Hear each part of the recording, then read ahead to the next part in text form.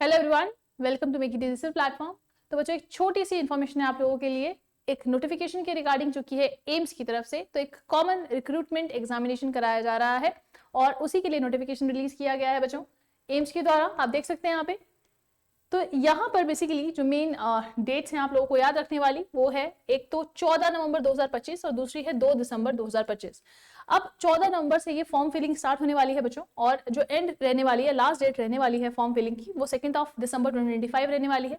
अगर आप किसी गवर्नमेंट सेक्टर में काम करते हैं, चाहे वो किसी भी तरीके की गवर्नमेंट है, सेमी गवर्नमेंट है, क्वासी गवर्नमेंट है या प्योर गवर्नमेट ऑर्गेनाइजेशन में है, तो वहां यहाँ पर आप लोगों को एनओसी नॉन ऑब्जेक्शन सर्टिफिकेट भी देना पड़ेगा बाय 6 दिसंबर 2025।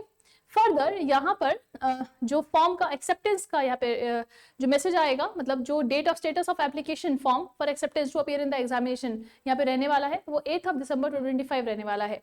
एडमिट कार्ड इशू, मतलब वो जैसे ही एग्जामिनेशन का शेड्यूल होगा आप लोगों को बता दिया जाएगा। सीबीटी की टेंटेटिव डेट यहाँ पर 22 से 24 दिसंबर 2025 रखी गई है। और अगर आपके पोस्ट कोड के अगेंस्ट कोई स्किल टेस्ट है तो उसके लिए आप लोगों को फर्दर नोटिफाई कर दिया जाएगा। अब बात करते हैं एप्लीकेशन प्रोसेस की। एप्लीकेशन के लिए आप लोगों को एम्स एग्जाम्स www.aimsexams.ac.in की वेबसाइट पे जाना है और वहां जाके आप इस फॉर्म को पर्टिकुलरली अप्लाई कर सकते हैं बच्चों। फर्दर अगर हम बात करते हैं एज रिलैक्सेशन की, तो एज रिलैक्सेशन में यहां पर SC/ST कैटेगरी के 5 साल के लिए रिलैक्सेशन है, ओबीसी के लिए 3 साल और people with benchmark disabilities that is PWBD candidates के लिए यहाँ पे 10 साल का रिलैक्सेशन दिया गया है, जो यूजुअली रहता ही है। फर्दर बात करेंगे बच्चों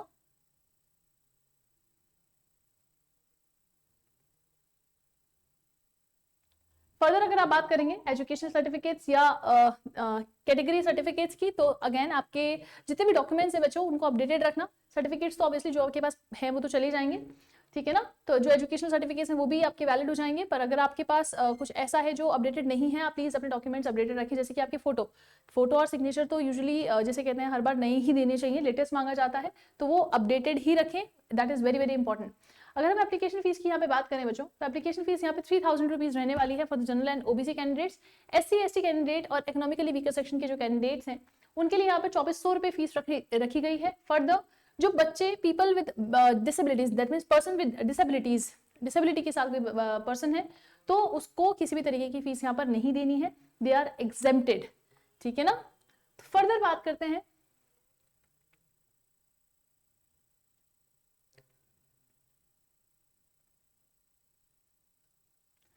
ठीक है। तो एप्लीकेशन फीस की बात हो गई है।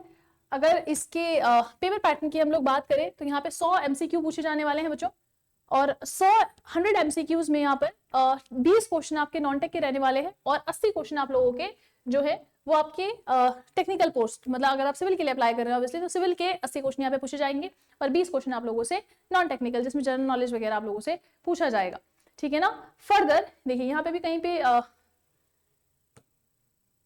देखिए, तो यहाँ पर जैसे कि आप लोगों को दिख रहा है paper pattern scheme syllabus of examination, तो CBT टेस्ट जैसे मैंने आप लोगों को बताया 100 मार्क्स का 100 MCQs यहाँ पे पूछे जाने वाले हैं 400 मार्क्स के, तो 100 क्वेश्चंस हैं जिसमें 20 क्वेश्चंस नॉन टेक के रहेंगे related to general knowledge, aptitude, knowledge of computers and 80 जो क्वेश्चन रहने वाले हैं वो टेक्निकल अगर आप पोस्ट से हैं तो उसके आपके डोमेन स्पेसिफिक क्वेश्चन यहाँ पे पूछे जाने वाले हैं। टोटल 400 मार्क्स का पेपर रहने वाला है, 1/4 यहाँ पे नेगेटिव मार्किंग अगेन आप लोगों को देखने को मिलेगी बच्चों, क्लियर है। और टाइमिंग यहाँ पे 90 मिनट रहने वाले हैं, तो उसके लिए भी प्रिपेयर रहे।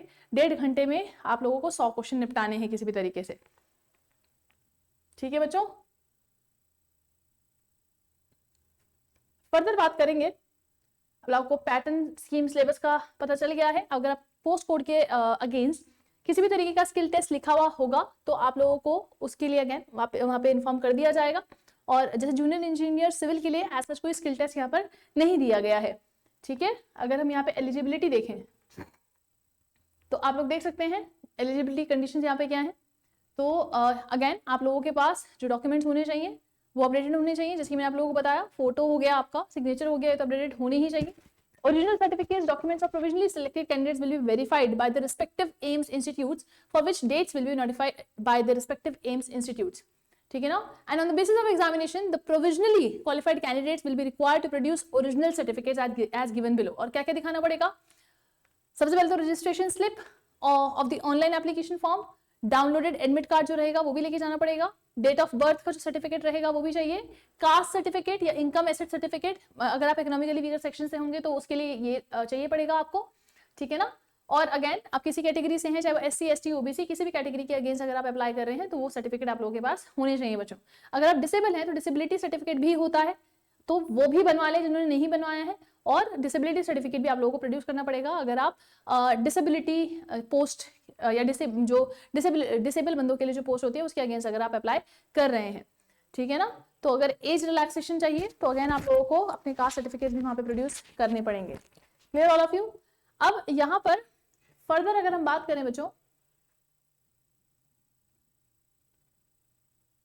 Just give me a second. अब यहाँ पे एलिजिबिलिटी आप लोगों को पता चल गया है, ठीक है। फर्दर अगर हम बात करें यहाँ पर जो मैंने आप लोगों को ऑलरेडी बता भी दिया है, हालांकि आपको जो मेन चीजें याद रखनी है यहाँ पे, सबसे पहली चीज आप लोगों को याद रखनी है डेट्स, 14 नवंबर और जो लास्ट डेट है आपकी 2 दिसंबर, ये दोनों डेट्स याद रखनी है। इसके अलावा आप लोगों को याद रखना है पेपर का pattern, which is very very important. Fees मैंने आप लोगों को बता ही दी है। ये कुछ इंपॉर्टेंट पैरामीटर्स हैं जो ऑलरेडी यहाँ पे हम लोगों ने डिस्कस कर लिए हैं बच्चों। बात कर लेते हैं पोस्ट की। तो यहाँ पर जूनियर इंजीनियर सिविल की पोस्ट है यहाँ पर, एक तो एम्स भोपाल में और दूसरी है आपकी एम्स रायबरेली में। मैक्सिमम एज 30 ईयर्स दी गई है। अपार्ट फ्रॉम द जो आपने वो देखे थे रिलैक्सेशन देखे थे वो कैटेगरी वाइज है। जो maximum age limit general candidate के आप लोगों को देखने को मिलेगी वो 30 ईयर्स ही रहने वाली है। पे लेवल 6 रहने वाला है और क्वालिफिकेशन मांगी गई है graduate in civil engineering from recognised university और इंस्टीट्यूट, और डिजायरेबल मतलब ये चाहिए 2 साल का एक्सपीरियंस होना चाहिए in the design and engineering of civil projects preferably in a hospital environment, और diploma in civil engineering from recognised university institute with 5 years experience in design and engineering of civil projects preferably in a hospital environment. तो इनमें से किसी भी category में अगर आप fall करते हैं तो इस पोस्ट के लिए अप्लाई कर सकते हैं, ठीक है ना। तो ये डिजायरेबल है आप लोगों की, और जो एसेंशियल रहने वाली है वो कौन रहने वाली है, ग्रेजुएशन चाहिए again, along with that graduation is it is essential. Desirable क्या है, 2 साल का एक्सपीरियंस अगेन सेम रहने वाला है यहाँ पे, और अगर डिप्लोमा से है तो 5 साल का एक्सपीरियंस यहाँ पे भी रहने वाला है, रायबरेली के लिए और भोपाल के लिए, ठीक है। फर्दर बात करते हैं पोस्ट की। अगर तो पोस्ट यहाँ पे जैसे कि आप लोगों को बच्चों देख पा रही होगी, यहाँ पे जूनियर इंजीनियर सिविल की जो पोस्ट है बच्चों भोपाल के लिए अनरिजर्व कैटेगरी के लिए 1 पोस्ट है, इकोनॉमिकली वीकर सेक्शन के लिए यहाँ पे 1 रहने वाला है। कुल मिला के 2 पोस्ट यहाँ पे निकाली गई है। फर्दर रायबरेली के लिए भी यहाँ पर 1 ही पोस्ट है फॉर द अनरिजर्व कैंडिडेट्स। कुछ बहुत ज्यादा भारी भरकम पोस्ट नहीं है, ठीक है ना, तो बहुत ज्यादा वो नहीं है, बट हाँ अगर कोई अप्लाई करना चाहता है और इंटरेस्टेड है तो डेफिनेटली जा सकता है। Something is always better than nothing. आप लोगों का एक जैसे कहते हैं प्रिपरेशन हो जाता है फर्दर एग्जाम्स के लिए, तो वो चीज़ आप यहाँ पे देख सकते हैं, ठीक है ना। हालांकि जो फॉर्म की कॉस्ट है वो कंपेरेटिवली थोड़ा ज़्यादा ही है नॉर्मल बच्चों के लिए, चाहे वो इकोनॉमिकल वीकर सेक्शन से आते हों या अनरिजर्व कैटेगरी से आते हों। जितने बच्चे प्रिपरेशन कर रहे हैं we can totally understand the form fees is very high, but still कुछ बच्चे होंगे जो अफोर्ड कर सकते हैं। तो अगर आप अफोर्ड कर सकते हैं इस फॉर्म की फीस तो डेफिनेटली इसको भरें और अपने फर्दर एग्जाम्स के लिए अपने आप को अभी से प्रिपेयर कर सकते हैं बच्चों आप लोग। इसी के साथ हम लोग मेजर पॉइंट्स बच्चों सारे डिस्कस कर चुके हैं और सेशन को इसके साथ यही एंड करते हैं। मिलते हैं ऐसे किसी नोटिफिकेशन में। आज के लिए इतना ही, धन्यवाद।